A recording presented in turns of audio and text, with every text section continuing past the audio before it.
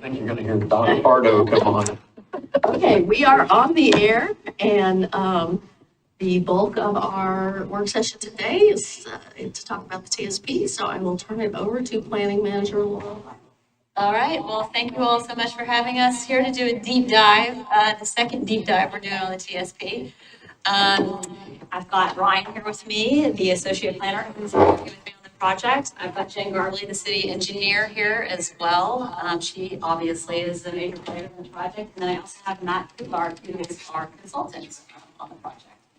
So with that, we're just gonna hop right into it unless Nicole tells us to stop. I'm having a issue. I can hear that. I've muted this. It says it's muted, but it's not muted. So if you all can give me like 2 minutes. Okay. That would be okay. Okay. Sorry, everyone, for that. We are on the air, and our planning manager was introducing the team working on the TSP, and I guess she should probably do that again. Okay, I can do that.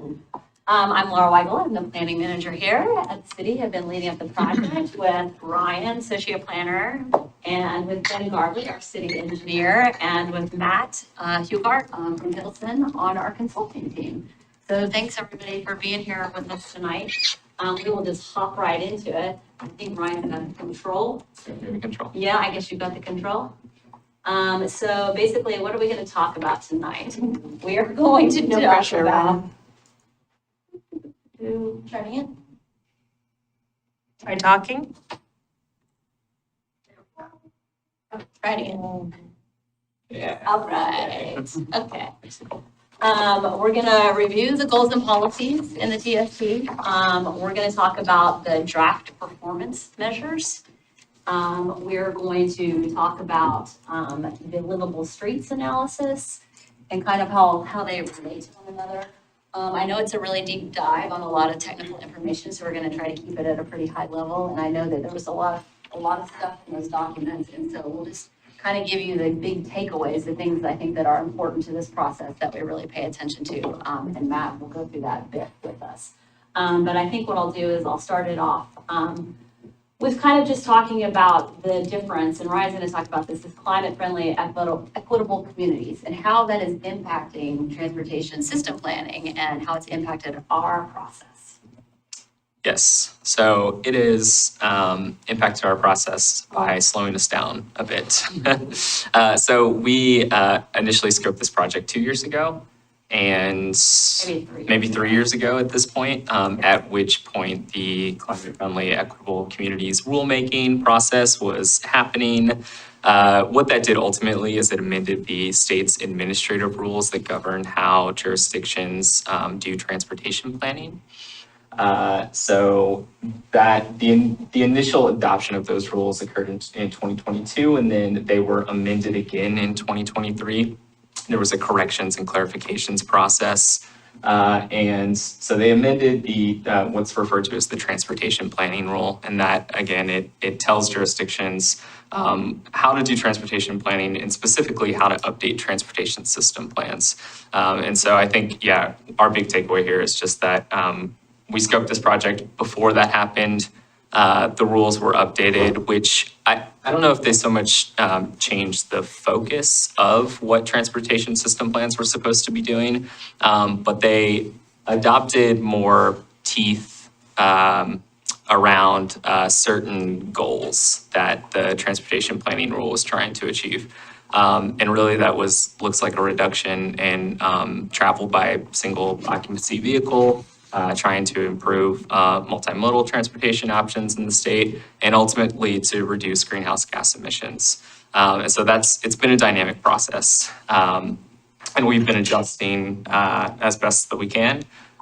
We don't expect that our updated TSP will be fully compliant with all of the new requirements in the rules. But we're doing our best to comply, and we think that we're going to get pretty close. And Matt will be able to touch on that more. Yeah. All right, thank you. Okay, so the first thing that we're gonna talk about is the goals and policies, and just a little bit about how we got to this set of goals and policies. We started out a long time ago with Ryan doing this heavy lift of going through all of the city's plans and building out this huge matrix of like, when do we touch on transportation?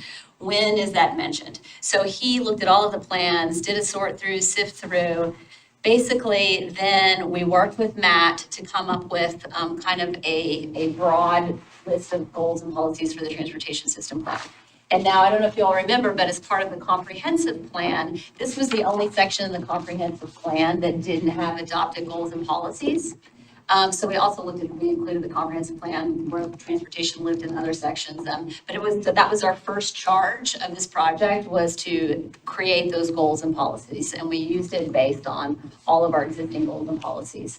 So we had a baseline goals and policies that we worked with Matt and the team worked on, and then we shared those with our advisory committee and our technical committee. And we got feedback on all of the goals and policies. Then we went out to the community and shared those with the community. We did an engagement meeting here, and we also did an engagement meeting online, and we got feedback there.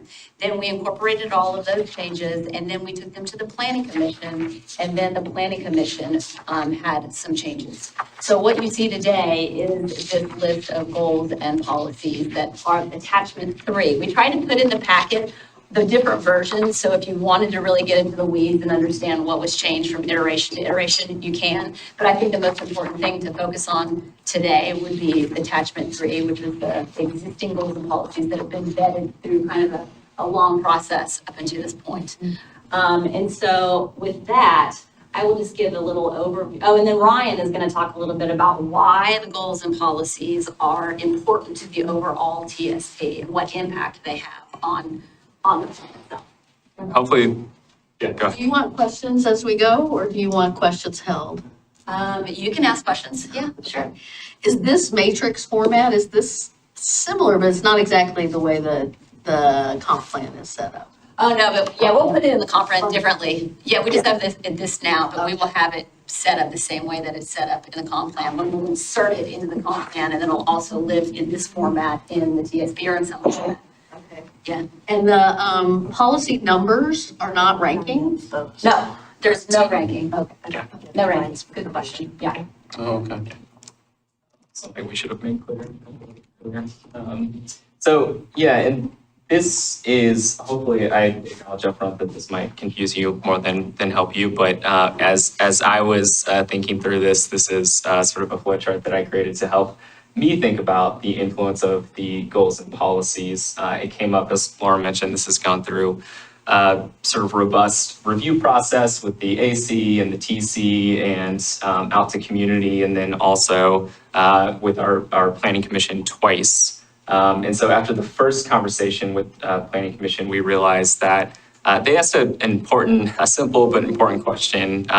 Basically, are these goals and policies, are they just aspirational statements, or do they have a larger role in the planning process? And so I put together this to sort of articulate what that, I think the answer is yes, they do have a larger role, in addition to serving as guidance, I think, for staff and commissions and council moving forward. But they do play a larger role sort of in this, more immediate transportation plan updates. So starting with the easy one, I think there's sort of two areas that they have influence, starting with the easier one, looking at the left-hand side, the evaluation criteria, both the mode-specific evaluation criteria and then more general evaluation criteria.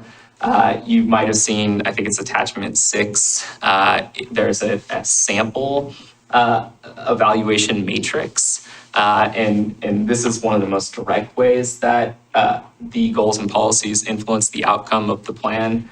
They help us to review and prioritize transportation improvement projects. So that sample matrix that Matt and his team put together show how and this was before actually Planning Commission reviewed it, so they're not exactly the same, it is just a sample, but they do show how you can take goals and policies for a TSP and translate those into criteria that then you can assign points to various improvement projects that the TSP comes up with. So that's sort of the most immediate way that they influence the possible outcomes of this process. But in addition to that, they also help us to sort of define our aspirational system, and in doing so, identify what our gaps are in the system. So that's this performance standards side of things, and Matt's going to talk.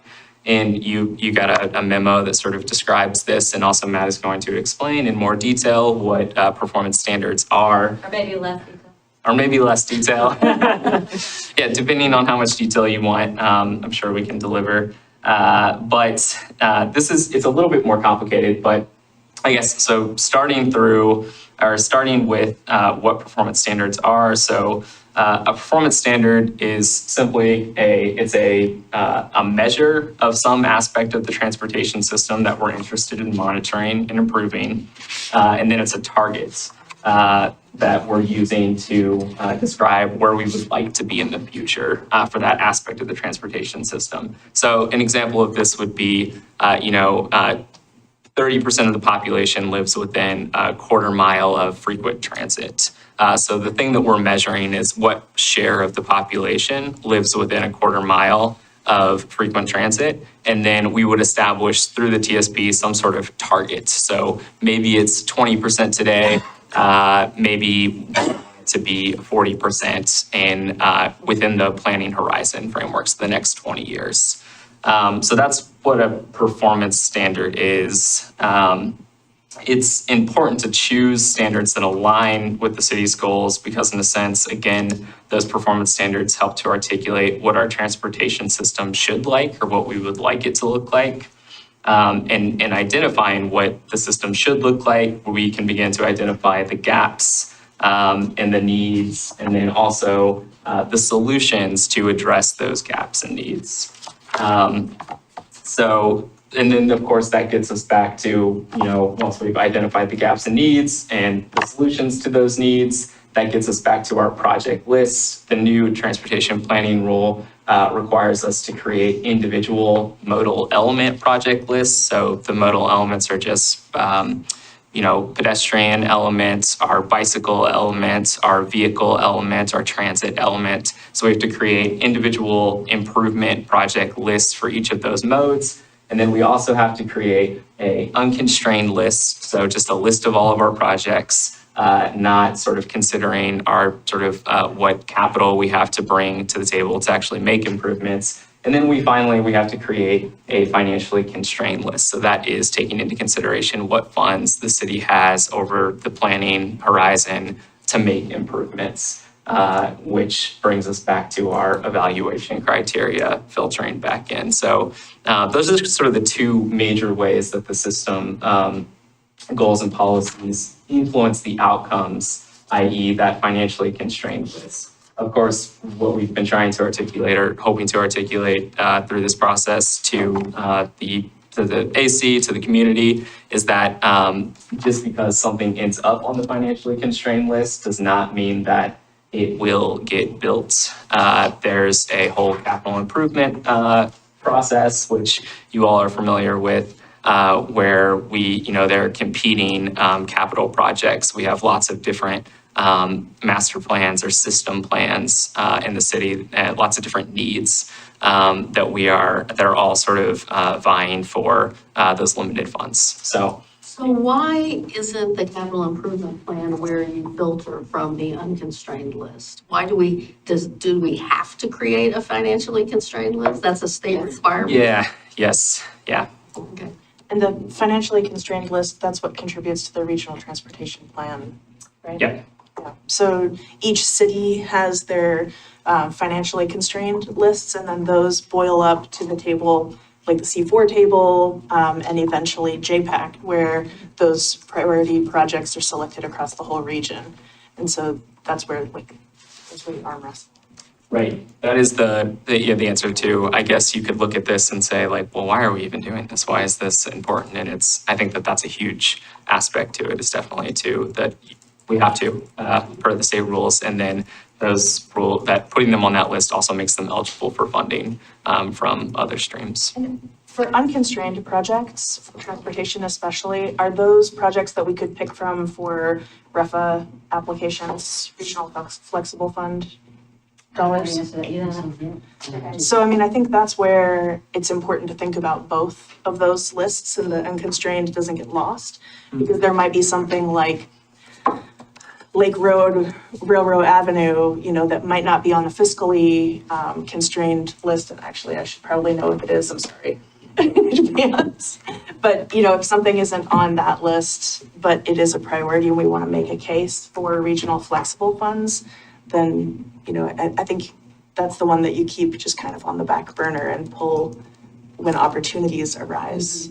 Yeah, because if it's not on a list, it doesn't exist, basically. If funding opportunities become available in all of the regional conversations, if it's not on a list, you can't talk about it. So everything's got to be on the list one way or the other, right? Financially, right. Prioritized and, yeah. I'm pretty sure Railroad was on the RTP list. I think it's all financially. Yes. Jenna's on the edge of her seat. Yes, it is on the RTP list, and it's also in our unfunded, in our CIP, right? So, because it's not fiscally constrained, right? But it was also set up to be that way. We can never afford to do that project without getting federal funds in addition, so. Would we put that list like into our bike rack so that we don't lose visibility on it through the years? Well, I mean, it'll be in this document, right? It'll be in this document. when- Yeah. There's lots of documents. I'm just saying, that I know reminder. the bike rack is going to be visited by the city council.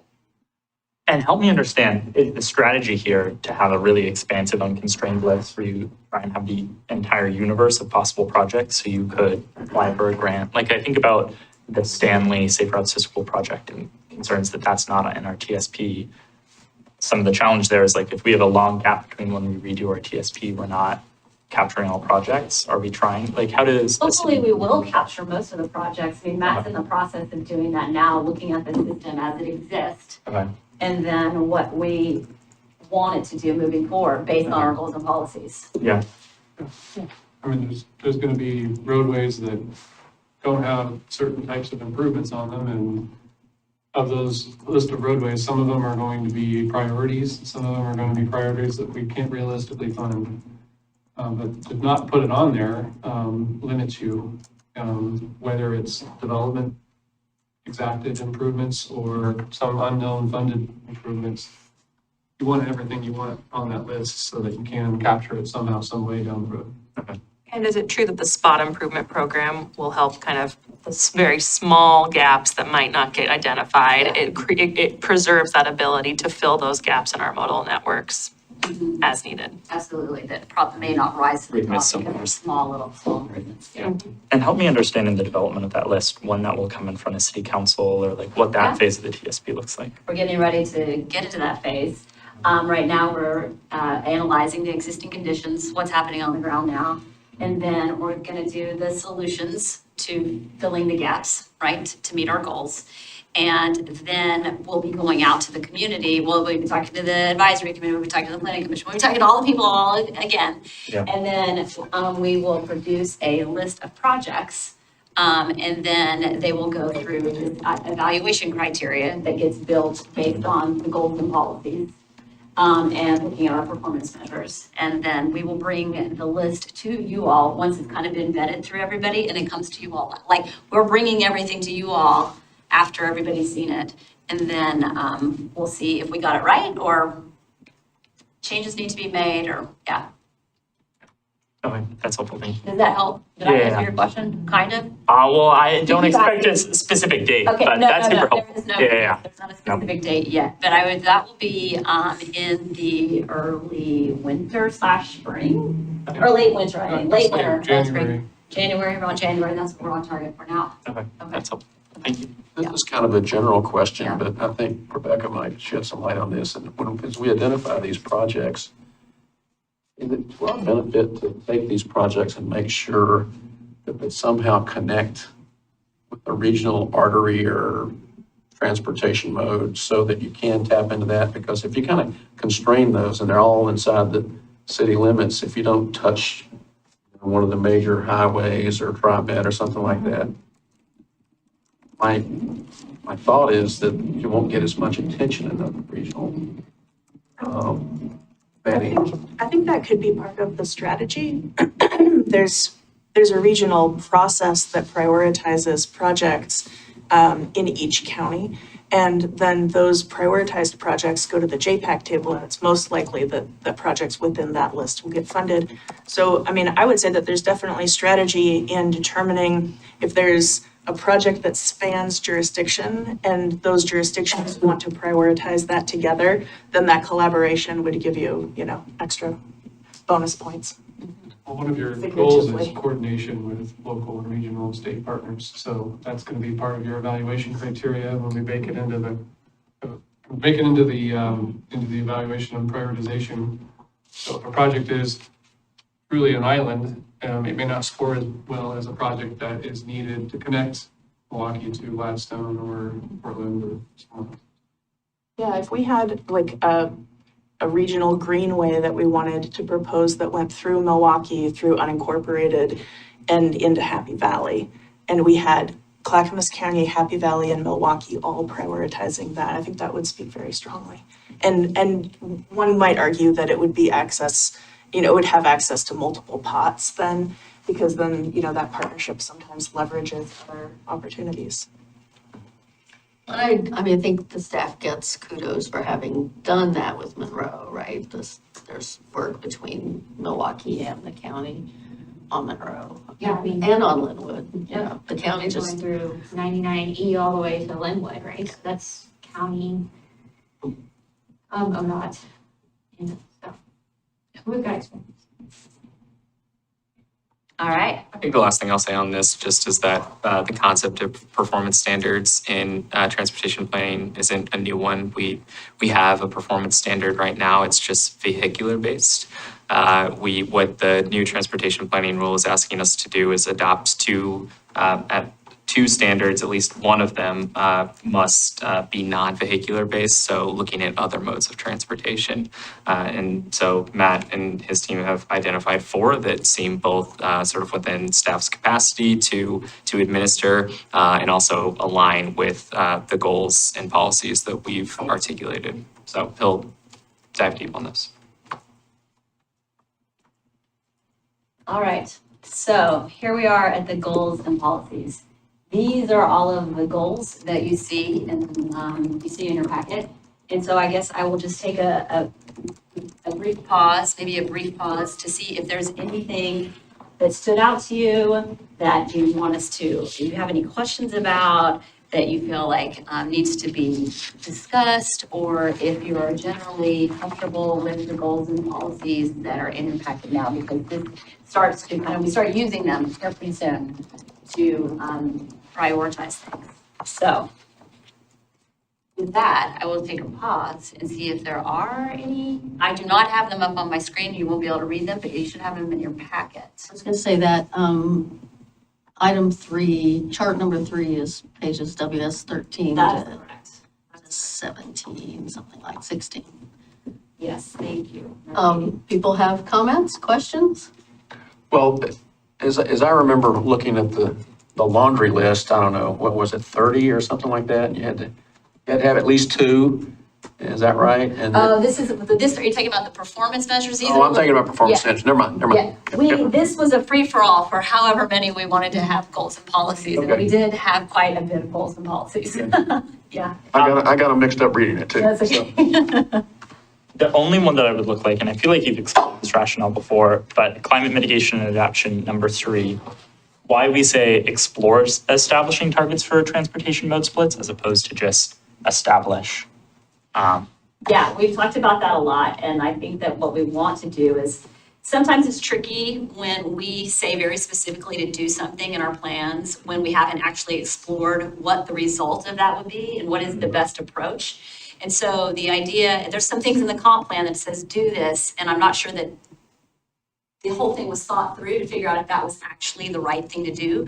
So instead of saying do this, it's saying we're going to explore this, we're going to make sure that this is the right thing to do, and then we're not going to, we're going to bring it back to you. We're going to say we've explored it, here's why we think it would work, here's why we don't think it would work. I don't know what the answer is because I haven't done it yet. So I'm trying to avoid putting us in a situation where we're being told to do something that we don't know how useful it will be at the end of the day. We do have mode splits that are part of the regional transportation, of the RTP from Metro. And so we just wanted to be sure that we go into that knowing what we're going to get out of it before saying we're going to do something that we're not fully committed to without knowing the results of that. And it's always dangerous when I try to put my transportation planner and data performance hats back on. But just one thing that when I worked at PBOT and we dealt with this, we had lots of mode split targets baked into the TSP. And it was challenging because mode split's a challenging thing. Most of your data is coming from the census, which is an imperfect data set, and it's all commute based. And I think we know, particularly in a community like this, that a lot of our trips are not commute trips. So it's an imperfect indicator for kind of what we're trying to get to. So I think this is very in line with what I think a lot of transportation planning agencies are grappling with, of mode split matters, but how we do mode split also matters. And so I think this leaves some flexibility for bringing that back. Thank you for that clarification, now, because we've been talking about it a lot. Because my initial reaction was like, we should do this. Then once we dove into it a little bit, we're like, oh, we're not sure we want to do this. We want to research it and understand it before we say we're going to do it. Okay, that's helpful. Thank you. Yeah. So I thought they were great. They seemed really thoughtful and to cover a lot of things. I was curious that we have one called emergency preparedness, and it's all about, it doesn't really discuss any interaction with emergency responders in any way, or people who do preparedness work. But I get the point that it's about redundancy and diversity of available routes and stuff like that. Betty, I think number 2 does say coordinate with regional disaster Oh, preparedness organizations okay. in Metro Clackamas County to improve. Well, that's ability interesting. to- Maybe I was looking at a different list, because there was another one, maybe I was looking at something further down. Okay, yep, no, you're right. Okay. All right. One thought that came up in the C4 conversation, and if everyone remembers, we were talking about the values statement. So there was some feedback from a transportation partner that does work with populations that have disabilities. And her suggestion was to include paratransit in the values statement, which was ultimately accepted by C4 with no opposition. But I'm wondering if there's an opportunity to specify that within these. Because what she was saying is, if paratransit, which is a specific, form of transportation assistance for folks that have disability, if that's not separately called out, then sometimes it's lumped together and made more invisible by just being, under the umbrella of transit. I thought that was a really compelling argument, and I know that TriMet has specific federally funded strategies like LIFT that meet some of these needs, but I think that just as a value, it's, I think, important to make sure that there's visibility there. So that's the only thing I would propose. You said for the vision statement? Well, so the C4 conversation, that letter, it got included in that. But I think that it might be helpful, and I'm not sure if it's under like mobility, accessibility, and connectivity. Public Or- transportation. It might be under public Public transportation, yeah. And I'm not exactly sure where that could fit right now off the top of my head, but we could definitely put something in. Yeah. Yes. Yeah, if everybody's on board with that, yeah, I'm still shaking my head, so. All right.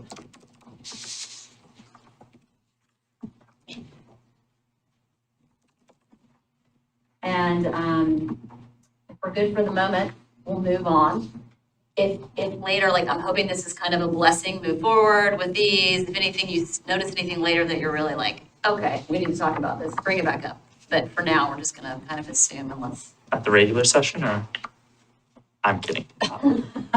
Like, Yes, we can talk about it some more.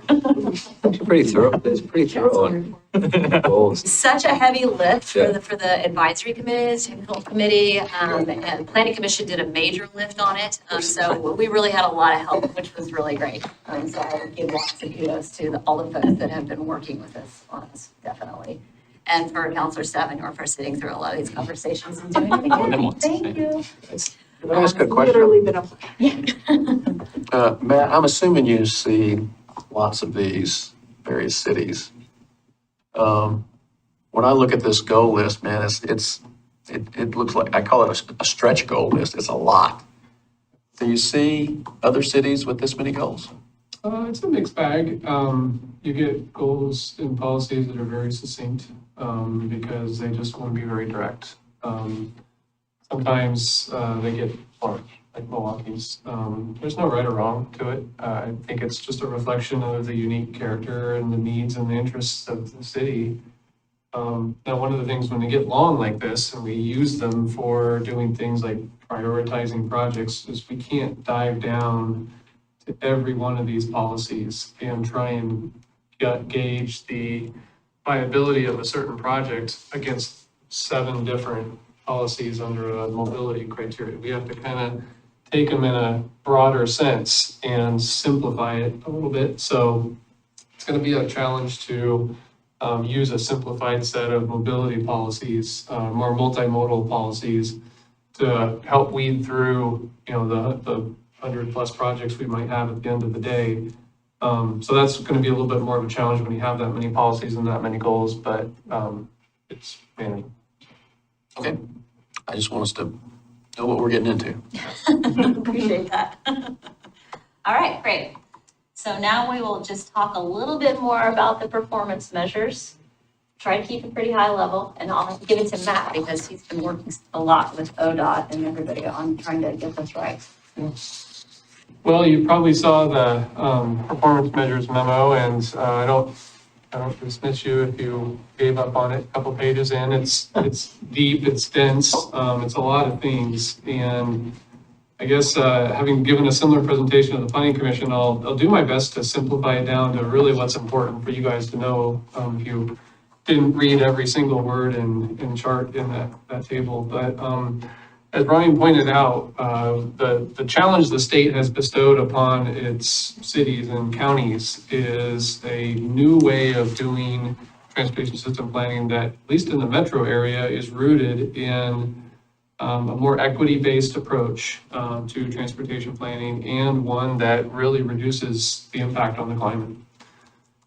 It's not that we weren't doing that before. A lot of these concepts have been instilled in the last 3 iterations of TSPs, but now it's a lot more purposeful, and it's required to be coordinated and prepared in a way that's very specific. So I think when you get into these OARs, that really kind of dives down into the very specifics. So I'll kind of distill that back to what's really important. So this performance-based approach is new for at least doing it the way the state wants us to do it. So we're going to select a number of performance measures, and we're going to apply those performance measures. And then we have to coordinate the findings of those performance measures with Metro and the county and the state. So that creates layers of iterations, and it's one of the reasons why we ended up purposely scoping, because we didn't really know what we were doing, but it just sort of fell out this way. Is this performance measures memo ended up really being a what I would call a sort of a roadmap in terms of how we're going to do it. And I ended up with a couple of recommendations for everyone's consideration to get a nodding of the heads around the table saying, yeah, I think that's doable. Let's proceed. That's really what the memo's asking. And so I've gone into a great extensive detail in terms of how we do it, but that's there. So selecting the performance standards is what we'll get into in a little bit. We've made some recommendations on what we think is doable and manageable for city staff beyond the development of the TSP. And then how do we then connect those back to the final list and the final TSP itself? So that's. So can you, before you go on, can Yeah. you You said something a minute ago about reporting back to the state or reporting back to Metro. So how does that, is that an annual report, a biannual report, or is that a project-specific report? I mean, what exactly form does that take? I recently distributed to council the ODOT's memo with their performance measures. It was like 9 of them, I think, and they were, various things. But somebody had shared that with me that had been presented at the legislature recently. So is it like that? I maybe have mischaracterized it a little bit as I made it sound like Ryan and Laura are gonna have to sit there and present to Metro Council at some point down the road, right? No, that's not really true. I think what's maybe the right way of stating it is Metro and the state wants Milwaukee's TSP to be a subset of the Metro planning efforts. So Metro, as Milwaukee is a component of the larger metro area, Metro has already gone through and done a lot of climate-based planning. They have already set forth a lot of goals and objectives for how they want our climate to be reactive to development and growth over time. Milwaukee's, as a subset, gets to sort of ride that coattail, ride those coattails. So we're going to grab a hold of what Metro's already done, and we're going to apply it within this TSP. So it's, as a member of Metro, you get to just sort of ride along with them a little bit, but you don't have to sit there and go at the end of every year and say, here's what Milwaukee's done to make sure we're in lockstep with Metro. By the adoption of this TSP and going through these steps, you will be in conformance with what the state's requiring. It's a better way of saying it. So the measures, how are we using them 5 years from now? Couple slides and I'll get to that. Okay. It might even be on the next slide. Go ahead and keep going. One more. Okay, so performance measures and targets. This is kind of where I'm getting at here is we have to make sure that our performance measures support Metro's regional transportation. That can be very simple as by saying, yep, we're going to go ahead and adopt what Metro's already done, and we're going to work towards the larger regional goals. That's the easy part. The harder part is when we get into our local performance measures and evaluation criteria. So the state has required all cities in Oregon to adopt new performance measures. Now, a lot of cities have had performance measures, as Ryan points out. We've got a lot of vehicular-based performance measures that we've done a lot of planning and analysis on over the decades. There's nothing that says those can't continue, but Metro or the state has asked us to be more purposeful and come up with new performance standards that look more closely at alternative non-vehicular based modes, whether it's transit, bicycle, pedestrian, or you name it. But there's now going to be new performance measures to go along with those vehicular-based criteria that we've always used, like level of service or volume capacity ratio or vehicle miles traveled. Now we're going to have in lockstep with it some other performance measures, such as system completeness or accessibility to transit. We'll get into a few of those here in a second. But that's where the new efforts are when it comes to doing these TSPs, particularly in the metro area. Can you help me understand the teeth behind these performance measures? When we set a target for ourselves, what happens when we don't hit a target, or why do these performance measures matter in that regard? Well, because I think the state has asked that TSPs be performance-based now, and purposely performance-based. So we're going to set, as part of this TSP, we're going to set some goals for ourselves based on the criteria. So we'll get into a couple of examples here. This will make more sense when we do those examples, but we are going to set a goal and we're going to create a TSP project list that moves us towards that goal. And if it's not moving us towards that goal, that project's probably not going to stay on the list. So I think that's how oil kind of boils down to rubber meets the road. But where's the feedback loop, I guess? Like in the housing, we have this housing capacity strategy that we have to do every 5 years or every 7 years or whatever it is. Is that what happens here? Is there some kind of a feedback loop where we're reporting back on how we move the needle? Kind of reporting to yourself and to Metro. I think that's how I would characterize it, is you're gonna set your goals and you're gonna set your TSP list that works you towards those goals. Hopefully, over time, you've got capital funds and you've got other grant projects that are gonna start to fill in those gaps. And then you're gonna say, all right, we started off with a goal to be on all of our arterials, we want bike lanes on 80% of our arterials, right? And right now, we're at 40%. Well, with this project list, if we implement it, we're gonna get to 65 or 70%, or maybe even to 80%. That's how we're gonna measure our progress. And that's how you're going to characterize and determine whether this project, which is gonna fill in 15% of that missing gap, goes on the prioritized list or it goes on the unfunded list. That's where you're gonna play, a little bit of checkers and chess with the project. And Matt and Laura, would it be accurate to say that, every biennial budget process, when you're reviewing your CIP, you can be asking for updates on those performance measures? I mean, and as we build a more robust performance system at the city writ large, what kind of the conversation we started with the ESC last week, I mean, this is the kind of stuff we can work to be bringing to you so that as you're making budgetary decisions about our CIP, it's informed by the measures that are showing up in this and other system plans. And I would hope that eventually, I mean, if we have all these performance measures, we have 4, and we don't have a way to meet those, then I hope that will be, and that wouldn't be unique to us, that would be probably true for lots of other jurisdictions. It's kind of like, well, you're asking us to have performance targets and reporting back to you all, but you're not giving us any money to do it. So if you want us to kind of jumpstart that, we're going to need some more funding opportunities to hit these goals. And I do think we also have to, report back. we have to report to Metro, and Metro then has to report to the state. So I do think that the rules distinguish between minor and major reports. I think major reports being when Metro updates the RTP, and minor reports being annually. And it's not overly descriptive in terms of what is all included in those reports, but I would guess that progress on these types of performance standards is something that you might be telling them. Yearly's, that's a big ask, because you're probably not going to do that much anyway.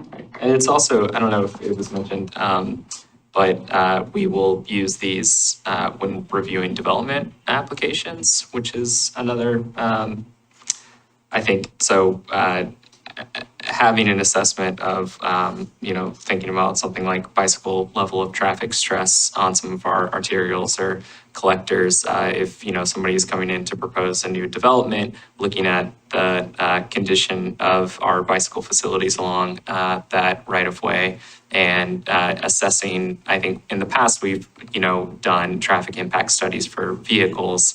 I think that this would also allow us to sort of be looking at what are the impacts on the bicycle system, and is there any way that, is it warranted to ask for some sort of improvement to that system?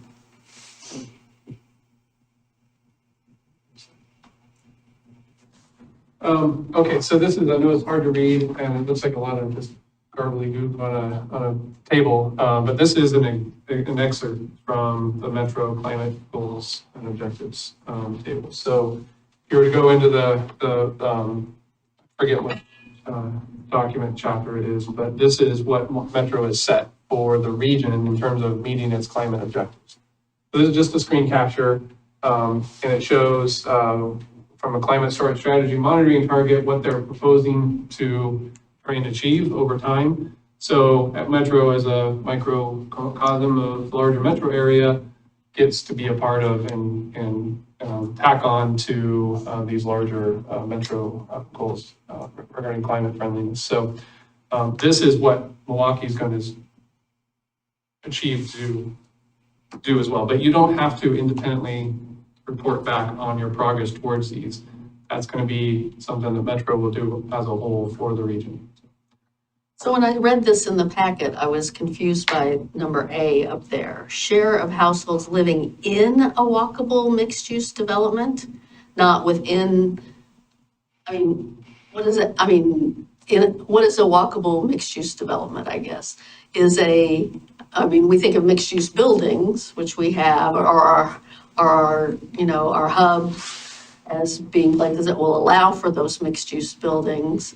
But what is a walkable, who is living in a walkable mixed-use development? I don't have any background on this, so I'm maybe not even the best person to answer that, but my guess is what they've done is they've come up with a land use goal that says, over time, we want to densify the area. And we want to make sure that, if we've got land use policies that allow for densification in certain neighborhoods and certain areas where it makes sense, this would be a reflection of how much our land use policies are changing and how much we're changing towards those densification goals. And I don't know if they're referring to like town centers, or specific buildings, like mixed-use buildings Yeah, as within opposed town to, centers. like, within Yeah. like you talked about, within a half or a quarter mile of a transit line or something, that's a measurable thing, but it's just, that seems weird wording to me, that it's not like either within a town center or within a quarter mile of, mixed use, facilities or something, I don't know. Yeah, I don't disagree with you. It's a good question. We don't know the answer, but we could do a little research and see if they have a definition about it. Footnote somewhere. It's somewhere. They've defined it somewhere. We just don't know. I'm sure they have. I But I think just don't know where it is. I'm sure they had to condense it down to get it to fit into this nice little Let's table.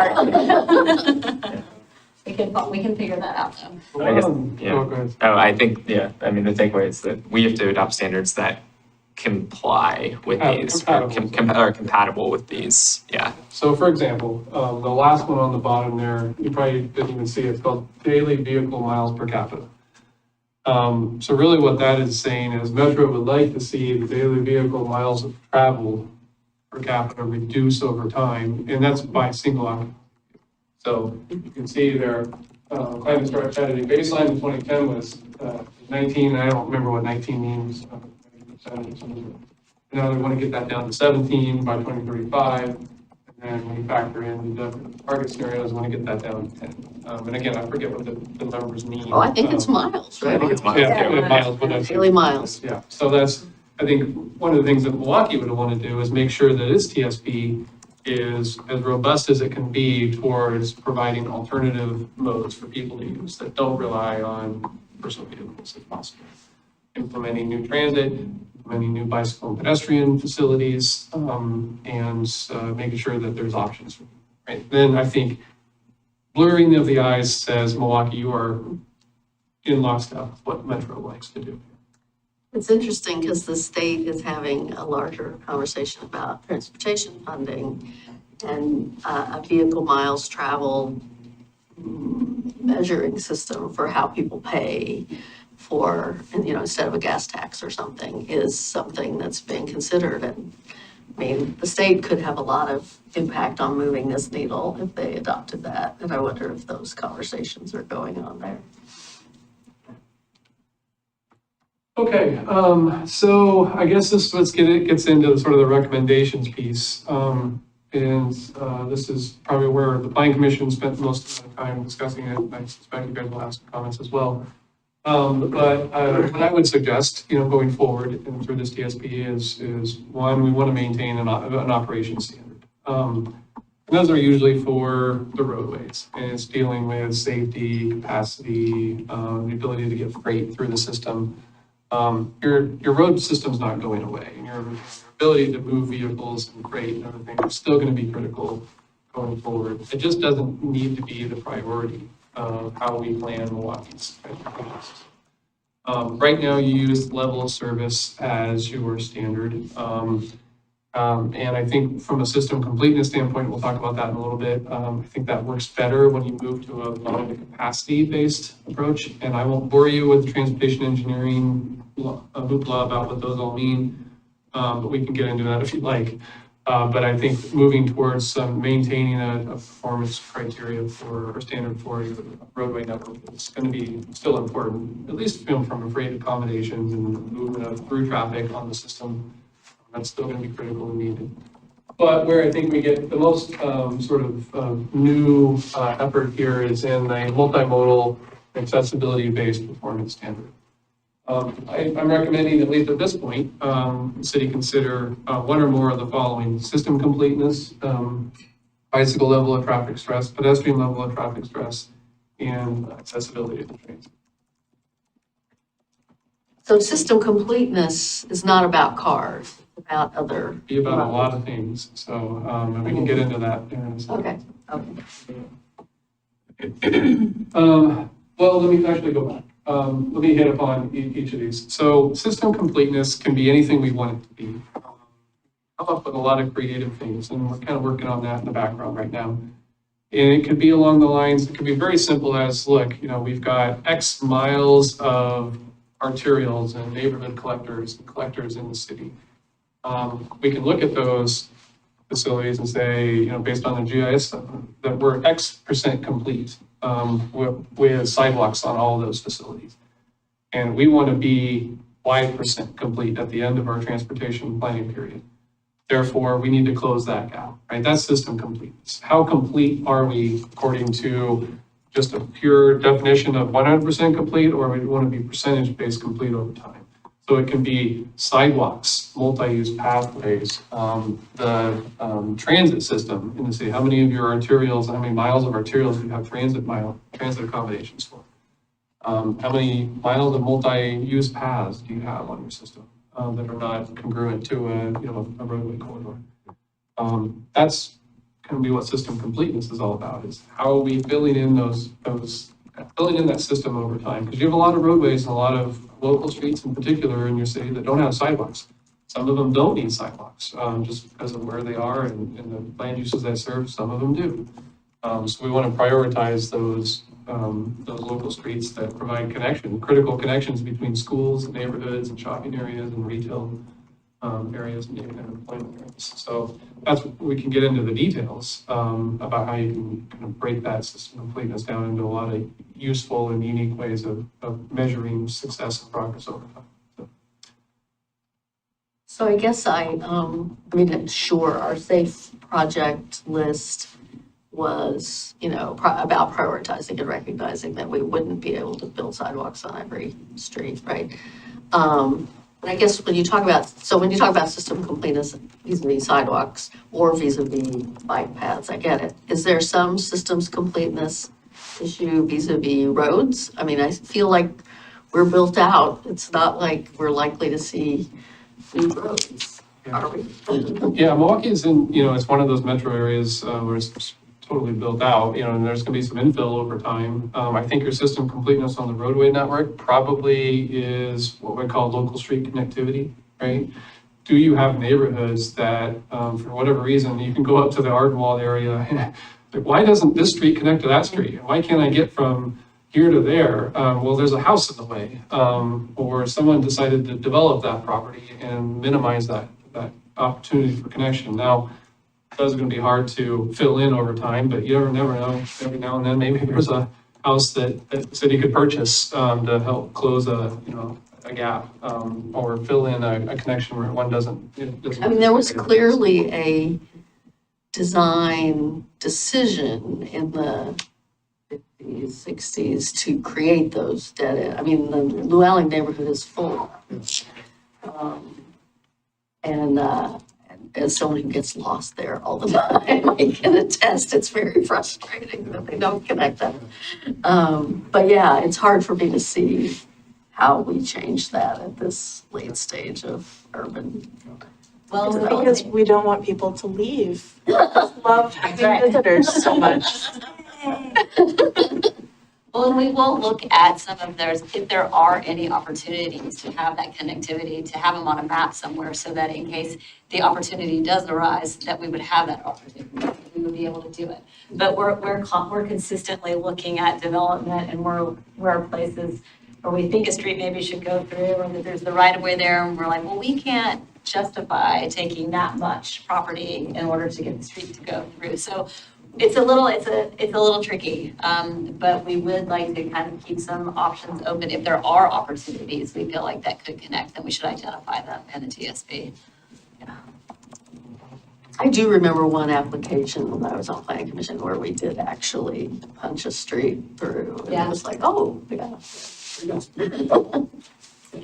Yeah, exactly. I know we're kind of running late on time and we got a lot of stuff to get through here, so I might just kind of keep us moving until you got a real critical question. I didn't go into those other three, pedestrian level of traffic stress, bicycle level of traffic stress.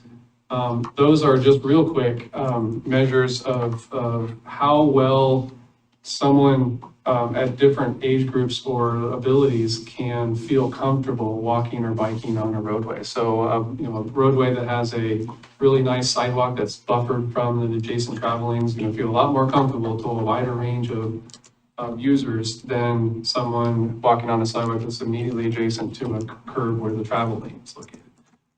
We can look at those as kind of an equity-based element as well, where you can judge and prioritize projects where you can get a better level of traffic stress for someone walking or biking. So that's why I would recommend we consider those two as well. And how do you objectively measure that?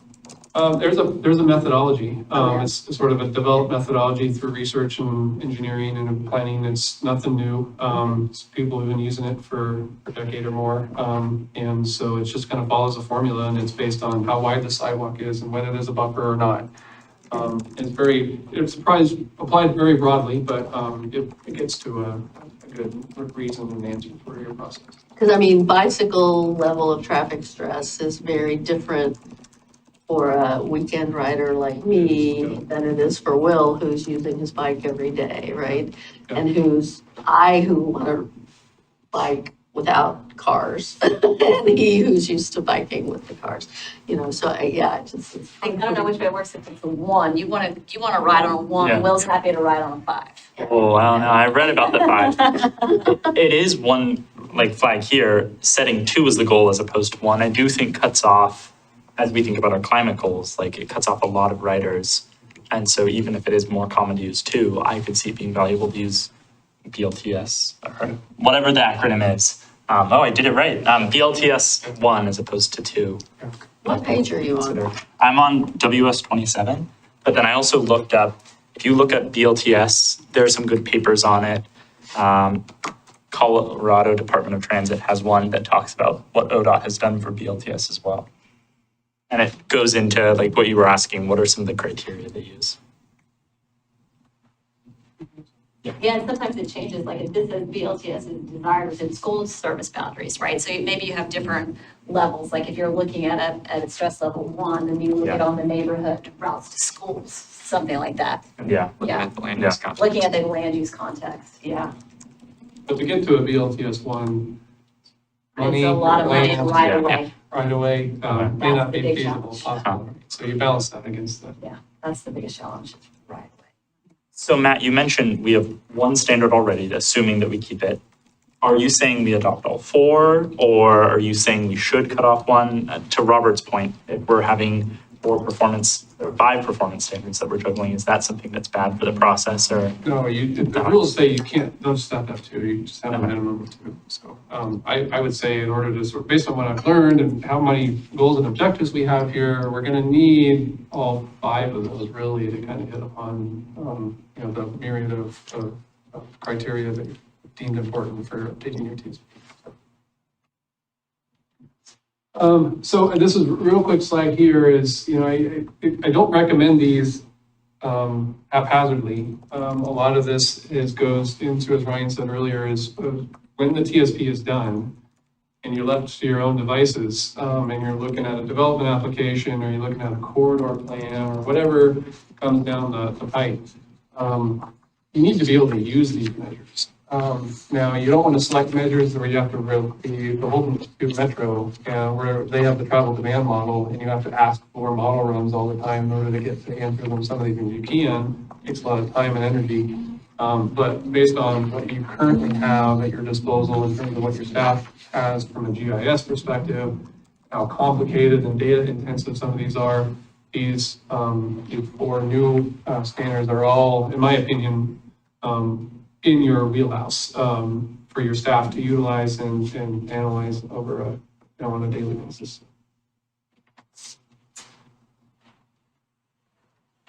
Okay, so that kind of concludes the performance measures. We might have more questions. I could take more. And I definitely have more Sure. questions. So I think your new performance measures look good generally. I want to talk about the traditional one that you had, the car one.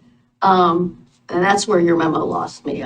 My eyes completely glazed over when you started talking in your memo about not using, whatever we call it, standard of service, class, it's a D intersection, it's a failing intersection, so talk about what it is you think we should use instead and why, and I don't know, I mean, we are running out of time, so if you want to come back and have that conversation a different time, we can do that, but I do want to have better. I'll leave it at this. If we have to have more discussion, we can. I would say level service is the measure of delay. And it's a perception issue. But within level service, you have 5 grades, A through F. And it's a measure of how long does it, if you come up to an intersection and you come to a stop sign and you're looking to turn left onto an arterial that's uncontrolled, how long do you sit there during certain time periods to wait for your movement, to wait for a gap to be able to make your movement? And a level service A means you can do it within the first 5 to 10 seconds of arriving. Level service F, you'll be sitting there for 50 plus or more seconds. And that might not seem like a lot when you think about it, but sit at your car 50 seconds waiting for a gap and you're getting irritated, right? I was like, I can't go. So what do I do? And you got a car behind you, they're getting irritated. That's level service. And I think Fill you in the can gap. find that most intersections in the city are probably, if it's stop controlled, at peak time periods, level service E or F already. So what good is it going to do you to keep moving forward with the level of service standard when Metro our land use patterns in Metro encourages us to not continue to build more roads and make them wider? What good is that going to do for us? Now, in some way, shape, or form, it's good because hopefully at some point it gets people out of the vehicles and gets them into a transit system or ride their bike and that kind of stuff. But I think the volume capacity standard works better from a completeness standpoint because it's just an easier measure for staff to apply when it comes to assessing developments and to meeting, I think, the needs of your through traffic and your freight demand. It's probably more concerned with getting to, through, and out of the city. So there's a lot of detail there. I probably didn't answer your question very specifically, but it works better from a system completeness standpoint to have a capacity-based measure because now you can judge, at least when it comes to that development project, how much capacity is that project going to take away from that intersection. So I think it would be useful to see a level of service analysis and that analysis on an intersection. Like, let's pick Harrison and 224, which is the one I hear, we all hear a lot about. That one and Harmony Lake Railroad, those are the two that I think are, generate a lot of complaints now. And I am worried, frankly, about what Harrison is going to be like once we have 400 more units at Hillside. So, I mean, I guess I'm worried that we are, I guess I'd like to see what the analysis would look like. I think I can come up with something I can share offline.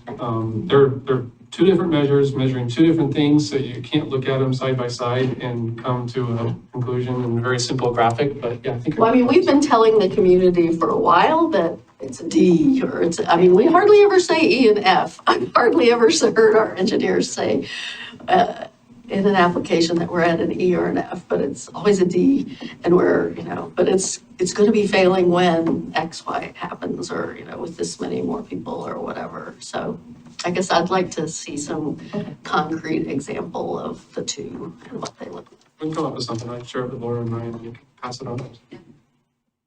I guess I would just also chime in that 42nd in Harrison, technically after the analysis we did is failing, right? But it's not actually adding width, but it's adding a better network. And so putting in the roundabout concept was moving people through that intersection to help it not fail instead of just putting up a signal. But the signal would work too, but it only gets you to like a C or a B versus you're getting almost to an A if you put it in a roundabout. Yeah. So It's an oversimplification, but what I always heard was the level of service thing kind of predicates the solution, which is just build wider. Right. Whereas a throughput analysis helps you come up with some other solutions that don't necessarily make it just more capacity for single occupant vehicles. It's more about the efficiency of the system. But I think the ask for kind of a case study comparison is a really good one.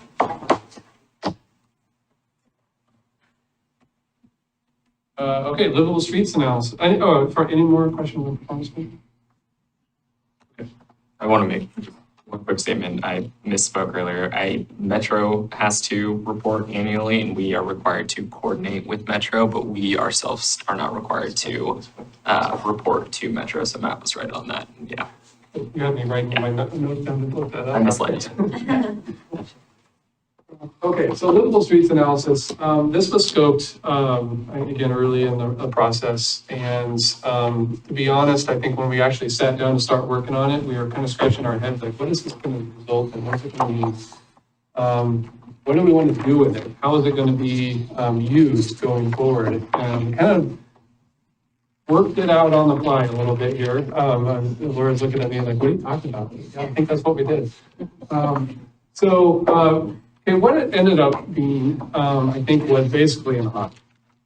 An audit of your TSP and an audit of your public works standards, and judging it against kind of what the industry and what your other sort of peer institutions and communities are doing when it comes to ensuring that your roadways and your bike lanes and your sidewalks and your transit accommodations are all sort of meeting the definition of the ideal form of roadway. And so this term livable streets analysis, I think, is a term that a lot of people have been using because it balances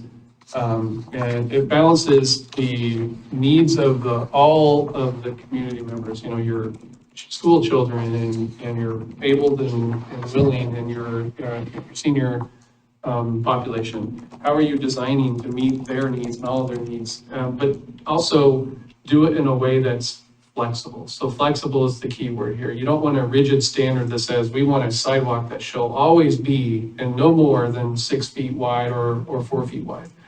You want to be able to make that sidewalk 10 feet if there's a good solid reason for doing so.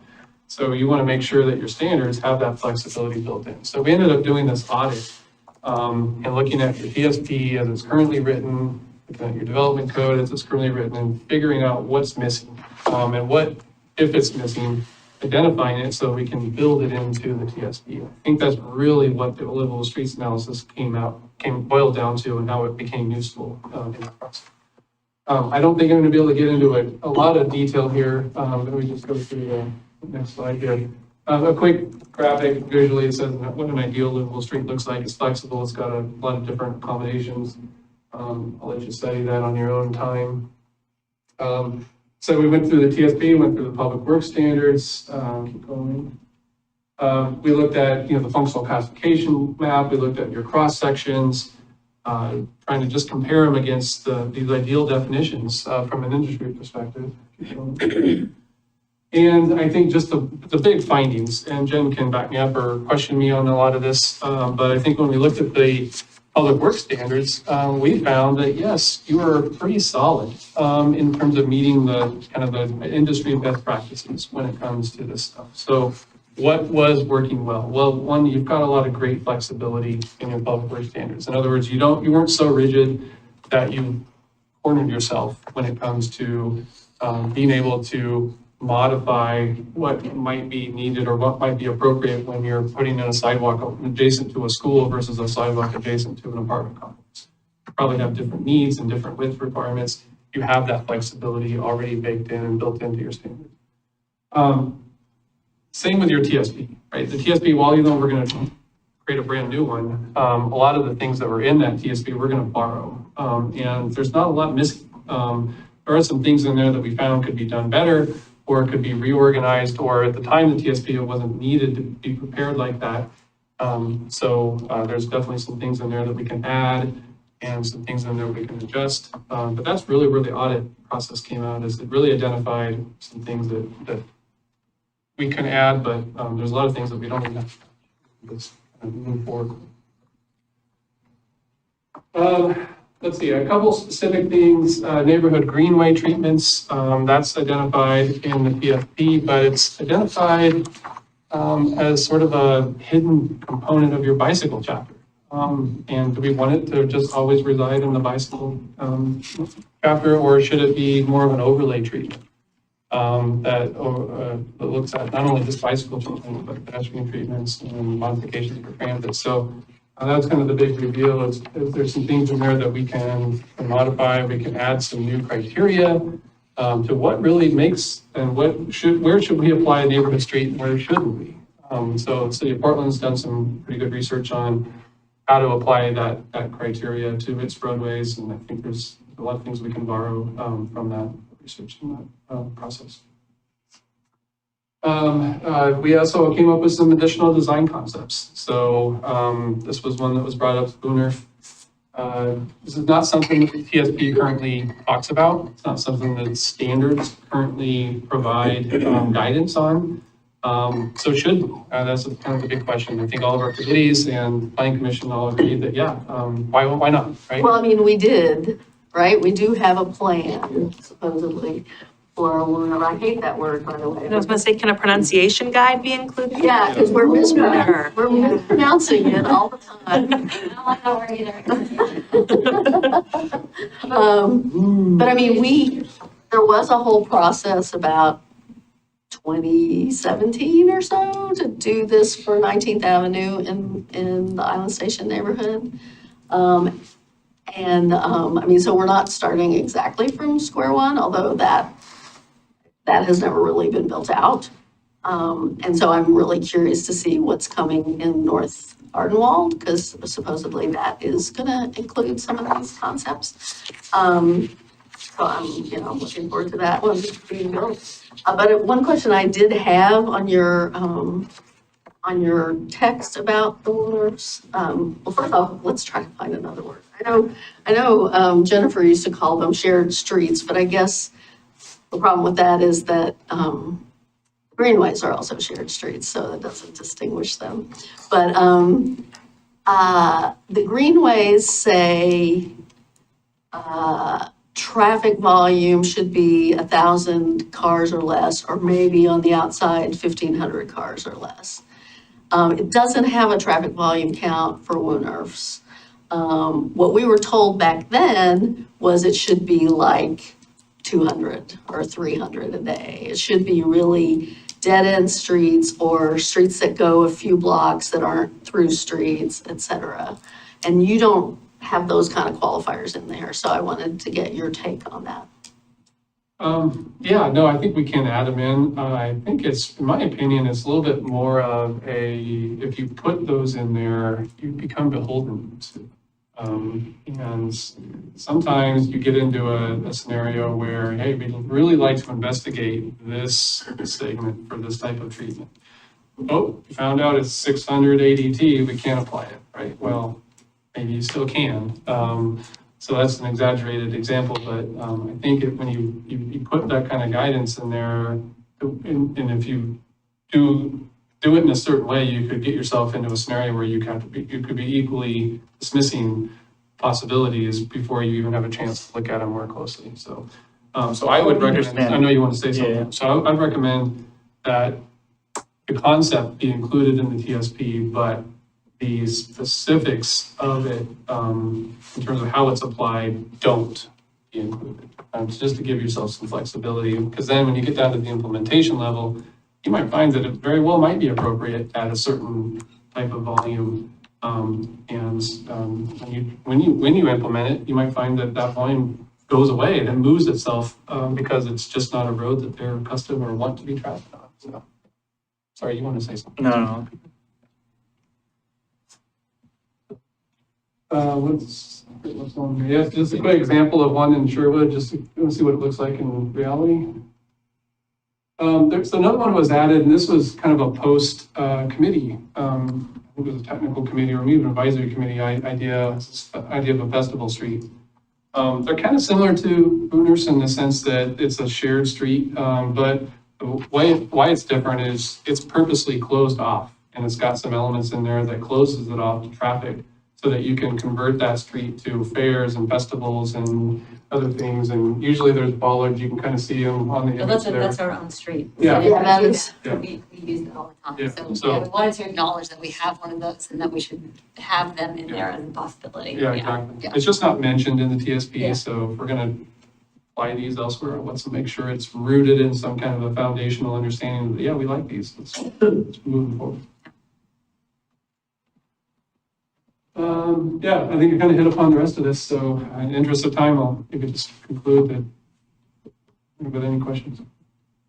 I'd be curious why we're not including greenways as one of our functional classifications of a road type. Like, if we are proposing all these other road types and treatments that you can do on those roads or standards for those roads, why we wouldn't do a greenway as a separate functional classification? We can. I'm not saying we can't. I think I look at it more along of an overlay designation.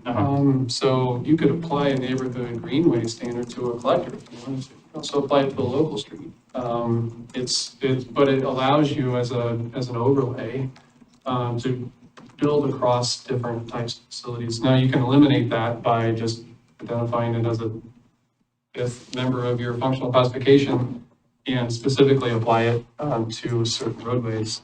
It's a matter of preference, I think. I think it works in either setting.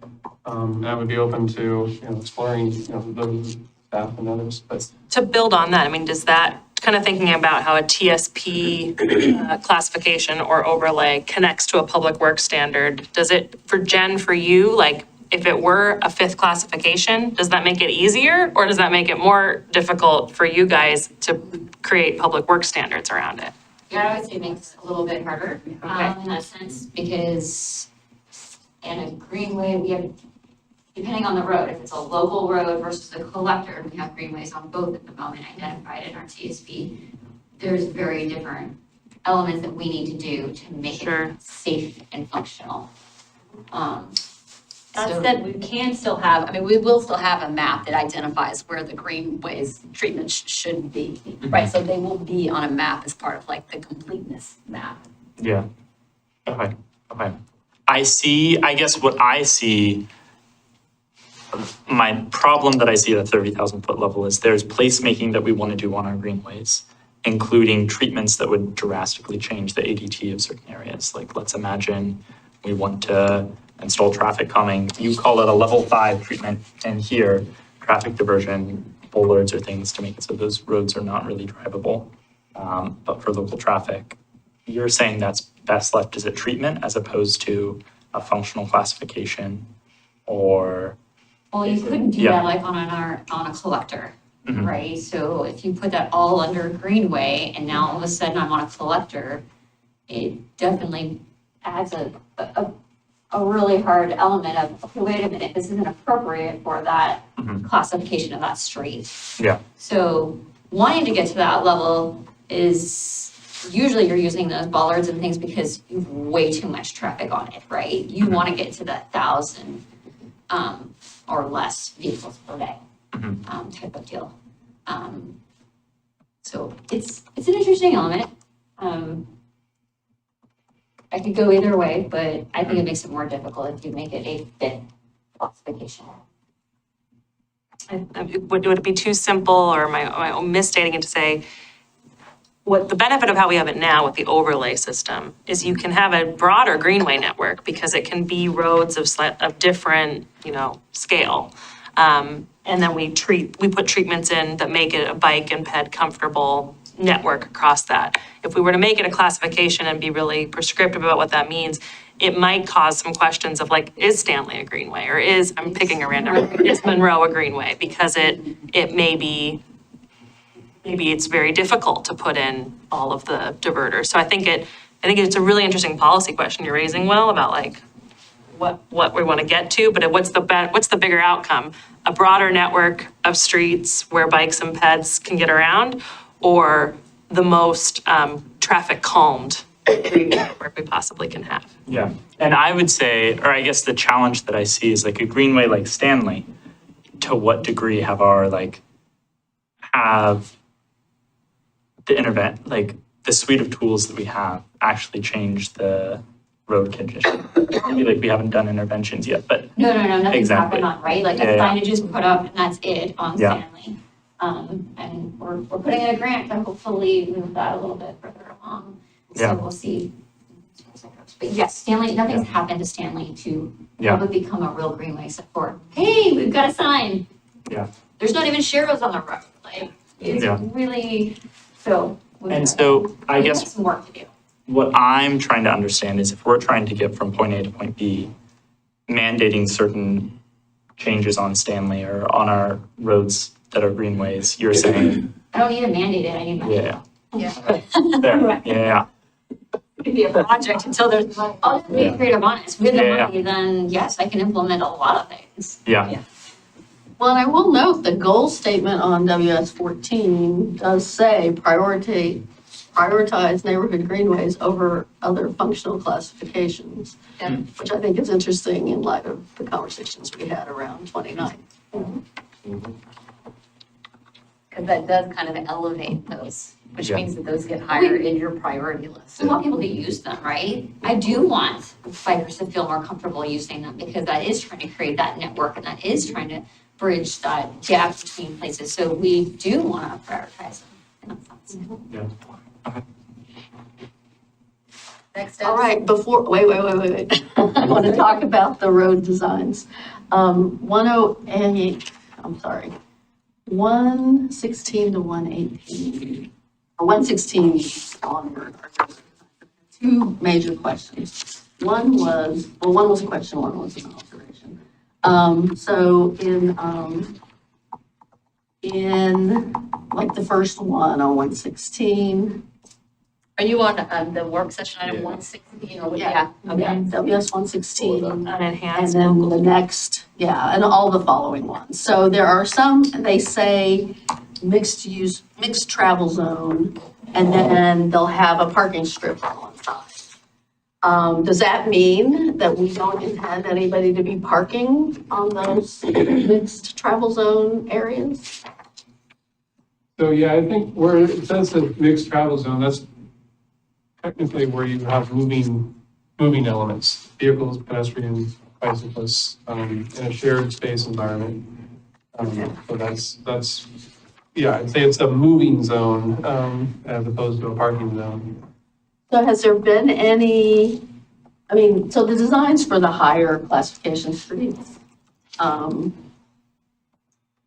having clear travel zones obviously is necessary, but for neighborhood streets, I guess, has there been any conversation around the idea that you park in a travel lane and people have to go around you kind of thing, and that actually is a traffic calming? Because this diagram makes me think you're not supposed to be parking on the street here, or maybe you're parking on the shoulders, but you're Parking on not the supposed to be parking on the street. You're parking on the shoulders. That's intended for. So I guess that was my question through all of these, but we are now in a world where we can't require off-street parking. So we have to anticipate more and more people parking on the streets. So do these adequately capture that and recognize that's happening and going to happen and where it's appropriate to happen and not to happen, I guess? I would say yes, in this concept, there is definitely shoulders where they are able to park on in these scenarios. The part that we have to be careful about is also how do we get emergency vehicles through? So if you allow people to start parking when you have actual curbs, those emergency vehicles can get really tough to get through if you don't have appropriate parking on both sides of the street and 2 lanes of traffic. So it is one that we're careful when we design and when we make decisions. And we'll run it sometimes through the fire chief and make sure that they're comfortable with what we decide to do, especially when we're putting new infrastructure in. And if they're not, then they will sign one side as still working. Because we have plenty of places, I mean, this kind of is captioned as what our unimproved local streets are like now, but the truth is, there are plenty that don't have a shoulder, because there's just not width. Either there's, there's there's a topography reason they don't have a shoulder, or there's a landscaping reason they don't have a shoulder, or whatever. So I mean, I don't think, if we're thinking of this as the average Milwaukee street, I just think it's important to know it's way more varied than that. And where are we expecting people to park?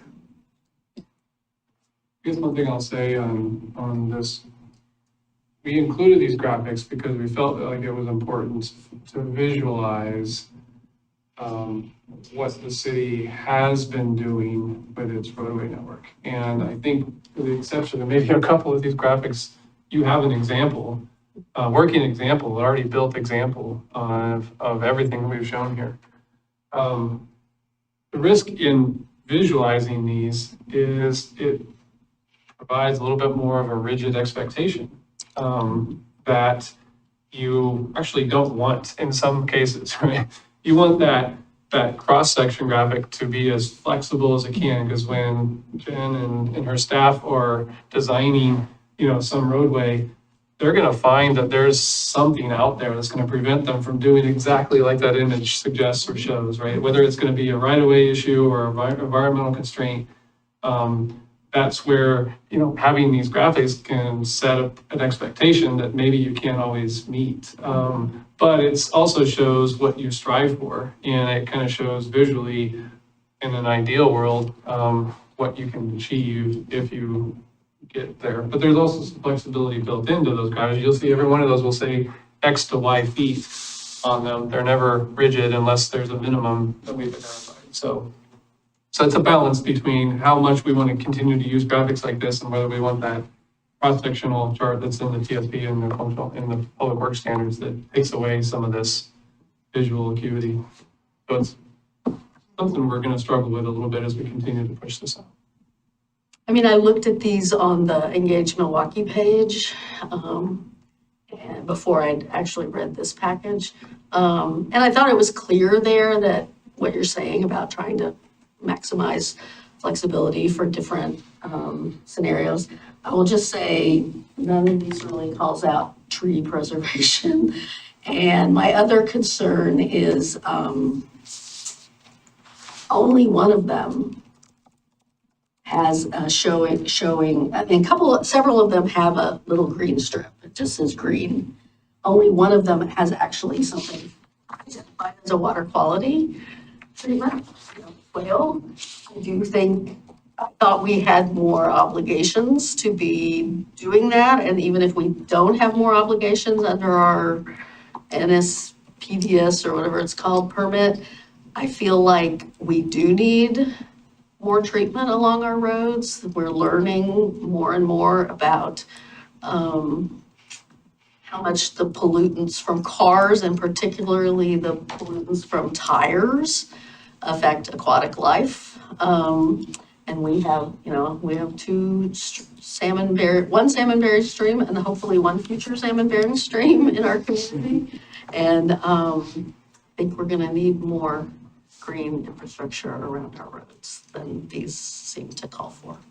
I think visually, and I'll ask Jennifer's opinion on this, but we said the green zone, but green zone means a lot of things. It means could a be a lot of landscaping things. strip or. It's whatever we need it to really be, honestly. So, yeah, we didn't specify tree preservation because that's at the top of my list as far as when we're in design, right? How are we gonna protect the trees?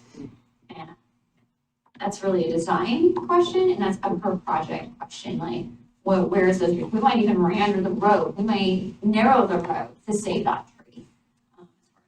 And is this also where the TSP is slightly different than the public works standards? The Yes. TSP is sort of policy expectations, design standards are the buildable, and the NWSPD, definitely it's the wrong acronym, but those kind of standards would come in through the public works standards, but they do have to be connected to Yeah. policies in our TSP. And I would say like trees, I may prefer tight sidewalk instead of the landscape to protect a tree, right? So that is really hard to add to this TSP type of thing if instead our values in our engineering department. And then we bring them every year back to the council saying, hey, here's our priorities, here's our values, here's where we're going. Do you still agree, or do we need to shift something? Well, and I mean, it may be, yeah, I don't expect you to necessarily draw a map, a diagram with the going around a tree, but it may be something to put in the introductory text to these, that tree preservation is, you know, a priority or something. But, you know. We can do that. I think we're encroaching on your time. I think a little bit, so just next steps, is that the last piece? Yeah, just next step. Right, so we're gonna be, like I said earlier in the meeting, we're gonna go out with some existing conditions maps through Engage Milwaukie. Then we're gonna go out with solutions to the whole community. That's probably gonna be in early fall.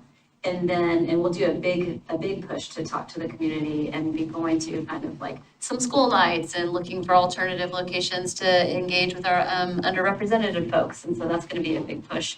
That's just kind of the immediate next step. So after we have that push, we'll come back to you all and tell you what we've learned and show you what we've got. And just the most rapid fire recap, because we said we would recap direction at all of these things. We're gonna add the unconstrained list to the bike rack. Laura's gonna follow up on fair transit within the goals and policies.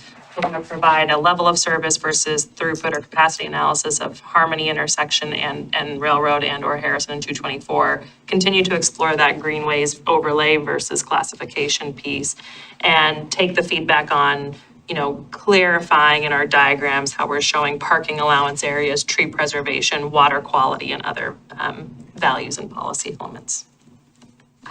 I don't know how far we will go in doing more on the diagrams, but I think to the mayor's point earlier, saying something about more, calling that out in the text about tree preservation and green infrastructure. If that's okay, if that captures the idea. Yeah, I mean, I think if you say green here, could mean. Yeah, we'll try to do some clarification. Yeah. Okay. Okay, great. Okay, thanks I for do planning. encourage more public meetings, frankly. I mean, I think Engage is getting limited response. There were only 16 comments on there. It hasn't been promoted that much, I don't think, but I do encourage more public meetings. And I think a nice idea is doing a public meeting like with First Fridays, where you've got people downtown already and having something in the downstairs And conference room. I'd like, if some point we should have a larger conversation, because we've been really struggling with that, because we don't want to go out and engage with the community until we actually have something that we want them to respond to, because it's kind of not a great use of people's time. And we want to have something, and Ryan and I talk about this all the time, like, what are we going to do? We're going to go show them the goals and policies. Well, we did an open house and we had 18 people come because people don't want to talk about words. But so what we really think is like, we're really trying to be thoughtful about when we're engaging with people so that we're getting really what we need and that we can show them something for that. And we really do think that this next round of engagement is the place, and we've talked to we've talked to Gabriella, we've been talking to people about when do we go out and engage? And so the thing that people want to see is maps. What is happening and how do I influence those? The rest of it up until this point is such a technical analysis, like how do we go to talk to people about performance measures? Yeah. I mean, so I understand, everybody, we are struggling with that all the time, like when is that moment? And so we really hope that this next round is going to be the moment that we're going to be able to get more people to talk to us. To have something concrete, because people really want to point at a map. That's what they want to do, you know? I think we've used the question of like, where can people have impact on the process? The most impact on the process has been our guiding question through a lot of this. And some of these technical aspects of the project, it's just the performance standards in particular. There are so many sort of state requirements as well that it's to, not to say that folks can have no impact on it, but it is a fairly sort of narrow window. So, yeah. We hear you, and we're thinking about it a lot. Yeah. Thank you. Appreciate that. Yeah. A lot of good work, thank you. Thank you, appreciate it. Keep planning. Thanks for your patience. All right. Okay, now we are on to policy. Let me. Swimming. Katie Ledecky. Use the restroom. Goggles on. We're gonna take a quick, set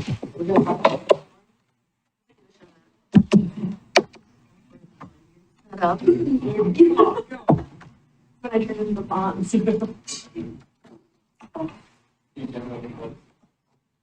Good night, well, I'll see you later. Oh, yes. Yeah. Come on back. Round two.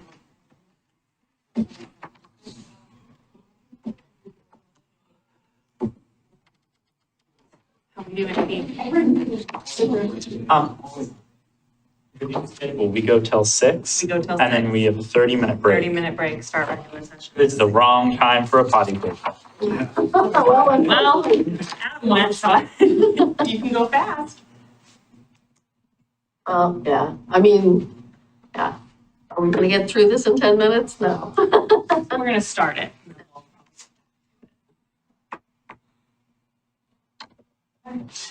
Would you like to start? Go ahead and Okay. start, yeah. Well, good evening, Mayor and councilors. I'm here to provide an update on one of the action items from our retreat, which was the request to develop a proposal around policy lanes, or we call them lovingly swim lanes, hence the swimming graphics you're going to see throughout this, as a potential tool to help organize and ensure that you as a team are driving forward progress on your shared priorities. So this presentation, I'm going to do my part super fast to leave as much time for you to discuss, but we can also come back to this at a later date. What is a policy lane? What are the responsibilities of folks in and out of a policy lane? And then that starting proposal, some potential lane assignments that I have put together based on existing committee liaison assignments and other conversations that I've had with each of you. So what's a policy lane? The idea here was that it'd be a topic area or kind of a policy sphere for which a counselor or counselors were identified and empowered to do several things. One is sort of be the point person for tracking significant, and this is really important, Milwaukie relevant items within that policy sphere. The lane leaders would identify and propose priorities for council to talk about and deliverables or projects you want to achieve in that policy lane. You would be responsible for gathering input from your colleagues and representing the full council perspective at tables talking about this issue. And you'd kind of work to build coalitions and advance initiatives in alignment with council's goals. I think it's important to note that this was not meant to supplant or replace council goals. Council goals still help us filter and define what priorities might be within lanes, but it's a recognition that you as city councilors do talk about policy topics that are really wide ranging and kind of brings a little bit of order to that big map, that big policy map. The reason I went with this metaphor of swim lanes rather than bowling lanes or something like that is because I think that the world of policy is always fluid. You often will have projects or initiatives that span multiple different policy spheres. Some lanes, and you'll see in the proposal, many lanes require, I think, more than one leader just because of the sheer breadth of work going on in that space.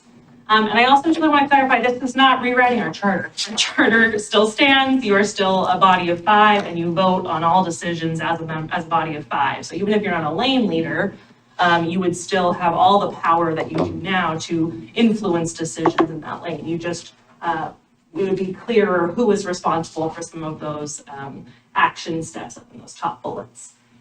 And again, just kind of zooming back out, why are we proposing this? What I heard from our retreat is that you wanted more structure and support in, number one, collaborating with one another, being kind of clear how you can work together as a team to move things forward, especially when we're confined by some of the time constraints and other things of public meeting law, but also a desire for more opportunities for leadership, that each of you ran for council because you have specific policy passions, and this kind of helps define and empower folks to take initiative in areas that really matter to them.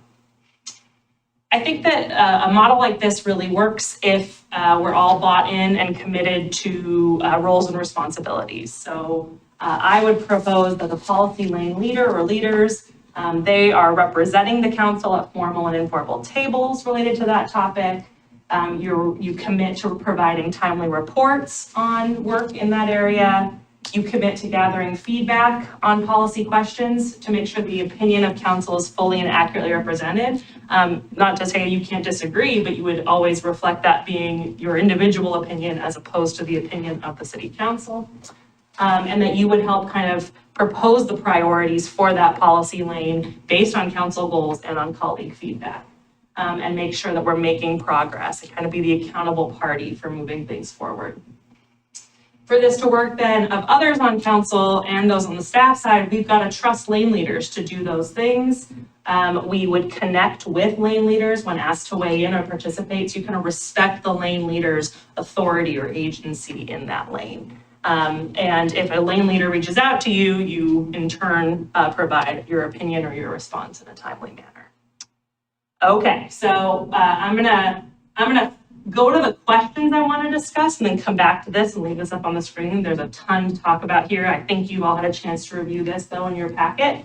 This was the starting proposal. It was really, again, as I said, it was kind of crafted, starting with your existing committee assignments wherever possible. B, you'll see everyone has 3 things by their name. So I tried to kind of make it as much a balanced proposal as I possibly could. And C, I tried to take into account things that either you from the dais have expressed an interest in or talked to me in your one-on-ones as sort of areas you are interested in leading different initiatives. You'll see here there's the related committees, and then there's also some hot topics or initiatives to track. This is a much more simplified version than the very detailed committee liaison spreadsheet we have. One of the questions I'm going to have for you is, do you want to get more granular again? Do you want to assign each of those bullets and the hot topics to a specific person? That might be one way to build even more accountability into this structure. So just the things I thought we could start discussing tonight, and then it probably looks like we're going to need a little bit more time, is do the lane assignments align with your priorities? Do you think counselors should be assigned to specific hot topics and committee assignments? How do you want to hold yourselves accountable? Some ideas I have, we could more intentionally structure council reports around lanes. We could hold quarterly strategy summits during our study sessions, where that's our time where we're going to say, for these 2.5 hours, we're just talking policy priorities, we're just talking swim lanes. I think we've all agreed that we want, if we move forward with this, we'll evaluate it in 6 months at the next retreat. And then my final question, which again, we may not get to tonight, but is there consensus to try this out? And how do you want this brought back to council for a decision? That was a lot. I'm going to be quiet now. I'm going to turn it over to you. And do you want me to leave the questions up or the assignments up? I do have printed copies of the assignments if you want to look at them. Sure.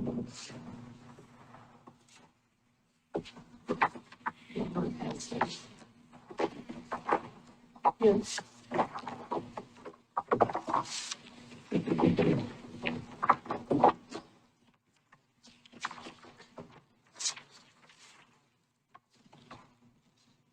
Well, don't all jump at once. I might say this is a lot to cover in 9 minutes. And I think that this is like what I really appreciate about what you're doing here, Emma, is like you're digging into how do we work better as council, like we talked about in the retreat. I almost say that we do another retreat after. I think this also, like, no matter how you say, like, does this touch on our goals? I feel like this does implicitly touch on the way that we do goals and the way that we conduct ourselves as a council. And so I think what might be appropriate is having like a longer retreat-like conversation after we hire a new city manager to sit down with them, say like, how do you do goals? How are you going to do this with us?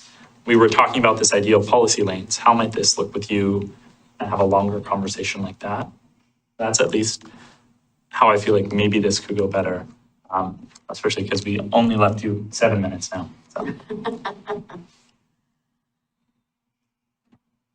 So are you suggesting that we Table Really? until the retreat. table this until we have a new city manager? Until we have not till January, until we have a new city manager. And I imagine once we have a new city manager, we would sit down and have a retreat with them to talk about how the heck we're going to run the city, how they're going to run it differently. How much time is that gonna Because we are currently on these assignments. Like we currently, because, well, first of all, thank you for lining him up with what we're already on. I appreciate that. The work's still gonna need to be done. Whether we have an interim or a permanent city manager, right? The work's still gonna have to be done. We still have the assignments that we have. It wouldn't be bad I'd like to see it done sooner than later, because I would really love to start working with people on here that I'm scheduled to work with to really get some of this stuff moving. I wouldn't want too much time to elapse between that. Well, I think that, to your point, Will, is that, you want the new city manager, clued in on this. I guess I would lean toward, let's go ahead and get it started. And then, because we already have built in sort of Emma's suggestion is we revisit in 6 months. And so at least we could benefit from some knowledge about how it's working, whatever tweaks we want to make it. And loop the city manager in at that point. But this would kind of let us move out right now and see how it works or doesn't work. Or, identify the speed bumps or whatever. Or if lane changes need to be made. Well, there's one area at least in here that I see potential for serial deliberation. Because there are 3 different counselors listed in policy lanes that pertain to the Redevelopment Commission Community Advisory Committee. And I want to clarify when I say we do a separate retreat.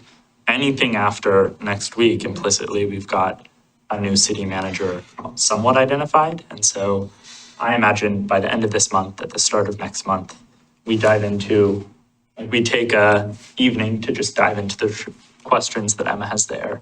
Well, And a then couple start things. off. Yeah. If Emma's our new city manager, then things can happen quickly. If Yeah. someone else is our new city manager, we don't know when they would start. Yeah. If someone is new coming into the city, we probably need to give them a month or two to, There. Before we throw them in the water. before we make them to. So I'm kind of with, Counselor Massey that we should do it and recognize that it's a test that we're just doing till January. I do think there's there's gonna be lots of lanes where we're crossing over. We're all gonna be talking about transportation this fall because it is the legislative priority and it's gonna happen. There are gonna be places where, we have to bring things back to the full council, that it's not, we're not like empowering people to, determine our policy on X. And I guess that is where I do sense some danger with the, with people being, people maybe really getting motivated to work on their lanes and coming back with things that do seem like goal work, right? And how we keep it from being not goal work, not bringing new projects for this city, but engaging on what the conversations are on the regional/state level. I definitely have some trepidation about how we avoid the serial meeting, and I think we just all have to be really, really diligent that once we've talked to one other person, it's gotta come back at a council meeting. After that, if we need to talk to more people and get a council's position on something. And to Councilor Stavenger's point about MRCAC appears next to 3 names. That last question of how do you want to bring this back? We, in the past, we've adopted your more detailed council liaison spreadsheet by resolution, a part of consent agenda. So I could update that and still have, Rebecca is the MRCAC chair or, in liaison, but knows that you share a lane with some other folks who are interested in that topic. So this gets to should we be assigning within a lane even more granular, Well, I mean, I think that pertains to the reference that you have on this sheet for land use and development, but it does not pertain to economic development, which is where the next phase of very exciting work is happening in the CIC. So, because I'm not listed in that lane. So then the way this is written leads one to believe that then we would either have two representatives to that committee or that you're proposing a committee change. And I don't know, like, that context was not, I don't think, first of all, I don't think we got to that level of granularity in our retreat. And then secondly, I think that we don't have enough time clearly this evening to go and discuss each of these and how it may play out. Would it be beneficial if we take this list and where there's a group of two counselors, those two counselors go and look at the related committees and the hot topics and come up with that more granular assignment within that lane and come back? Would that help? Well, so if we were to continue with that example, then Councillor Anderson, Councillor Khalilzadeh would be discussing economic development grants within the CAC. I see, okay. And currently, neither of them are the representative to that committee. So if we're deciding as a council to change that, then that also applies to this line item, unless we decide that Councillor Anderson is the representative. He's the common denominator between these two lines. But that's also a change in our liaison listing. I was just trying to figure out a way to I know. do something between meetings. Yeah, I mean, I'm happy to continue talking about this. Yeah, I think we're not gonna get a resolution tonight, so I would say there's a couple ways we can do this. One, I can just put a continuance of this conversation on a future agenda, probably be in a couple work sessions time. We're gonna talk legislative priorities at the next work session. We could talk about whether that's the continuance of this or we go a different direction. The other option is, to kind of discuss or get to what Will was saying, you do have a retreat in January. We could spend the fall continuing this conversation, like not, kind of pilot it without piloting it. Stay the status quo, but observe times where, hey, there's a lot of people swimming in this lane. Wouldn't it be better if we could identify, which then allows this to bake over the next 4 or 5 months and get solid once you have a new city manager, new goals. Well, I mean, we could use the committee list as opposed to the lanes as you need to consult with the person on this committee when you've got something that touches. And I mean, this probably affects me more than most, just because of the mayors, the Oregon mayors and the metro mayor being at a table where anything can come up. Yeah. I really appreciate the work that we started with the Equity Steering Committee. Being able to look at the work that is already outlined in several different plans, how that pertains to these areas. And I think that at the risk of pushing us off a very wonky cliff, I mean, I think it might be time to look at the liaison appointments and figure out how if those need to be updated. There are some that maybe don't need to be liaisons, and there are some that maybe need to have 2 liaisons. I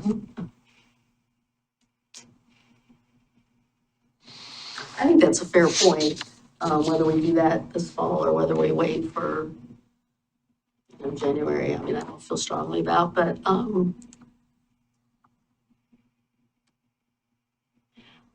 Do we have an hour-long work set? Like, I feel like there's a little bit more that we have to unpack before we do the starting gun. Yeah. Is there an hour work session that we could do in the next month? We could do, the next one we've got that much time would be October 1st.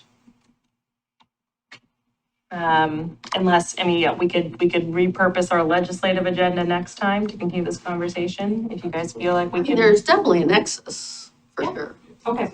Like, Let's bring this back for continuing conversation on August 20th. We'll just get real creative on how we. the legislative agenda, though, has to be done before bill filing, which is end of September.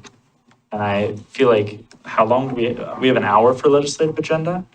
We have 45 minutes, which I already carved into today with grants, but we can uncarve that and make Jen come back in the regular session. Okay. We'll do some It might be- forecaster okay. magic behind the Okay. scenes, but what I'm hearing is you'd like us to come back soon to continue this conversation. So is this legislative agenda where we're voting on LOC's priorities as well as sort of our own legislative agenda? Didn't we get something asking us to vote on LOC's priorities? Right, not recalling that, but I'll look into that.